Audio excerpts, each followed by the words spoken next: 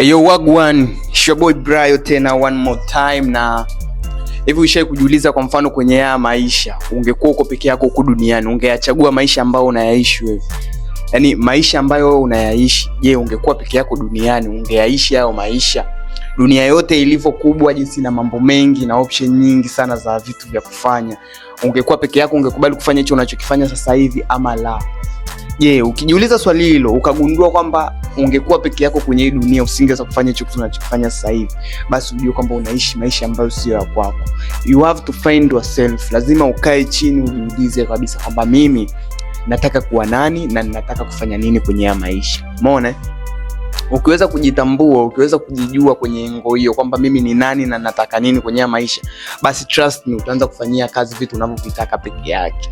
Usio unaishi kwenye maisha kwa sababu ya pressure za jamii au pressure za mitandao au pressure kutoka kwa watu wengine, wazazi, ndugu, jamaa na marafiki, na zikakufanya ukaishi maisha ambayo sio kwako au sio maisha unayoyahitaji wewe kwenye hii dunia. It's just like utakuwa tu unapoteza muda wako kwenye hii dunia na unaishi kwa ajili ya watu wengine. Jifunze kuishi kwa ajili yako wewe mwenyewe. So ili uweze kuishi kwa ajili yako wewe mwenyewe, kwanza inabidi ujitambue. So kaa chini, jiweke kikao wewe na wewe mwenyewe. Ujitambue, ujue ni nini unakitaka. Ujue kwa mfano ungekuwa peke yako kwenye dunia ungechagua maisha gani. Umeona? Ukiweza hapo basi anza kufanyia kazi kidogo kidogo mambo ambayo unayahitaji kwenye maisha. Sio lazima uwe perfect kwamba ukiamua sasa kubadilika eti ubadilike one way mguu mmoja. No. Sometimes inabidi uanze kitaratibu.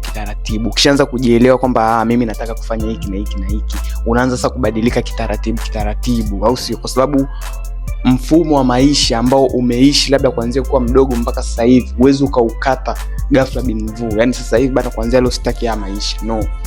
Kuna baadhi ya vifungo ambavyo umeshajiweka, kuna baadhi ya maeneo ambayo tayari ulishajiingiza, kwa hiyo inabidi uanze kujitoa taratibu. So fanyia kazi jambo hilo, litakusaidia sana kama unataka kuishi kwa furaha kwenye haya maisha. Usiishi under the pressure ya kumfurahisha mtu mwingine, hata wazazi. Yaani usiishi ili umfurahishe mzazi, usiishi ili umfurahishe mama, baba, dada, kaka, kwa sababu at the end sio maisha yao.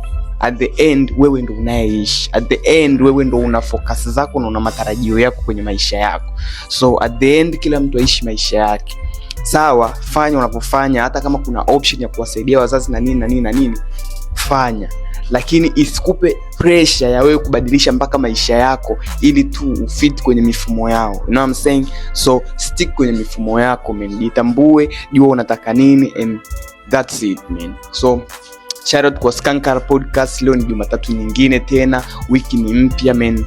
Tuendelee kuhustle, let's go hard. We need to get some money. Yaani pesa zinahitajika sana, man. So mbele nyuma mbele twenzetu, au sio? Shout out kwa Skankara, endelea kusubscribe, comment, like, share kwa marafiki zako, au sio?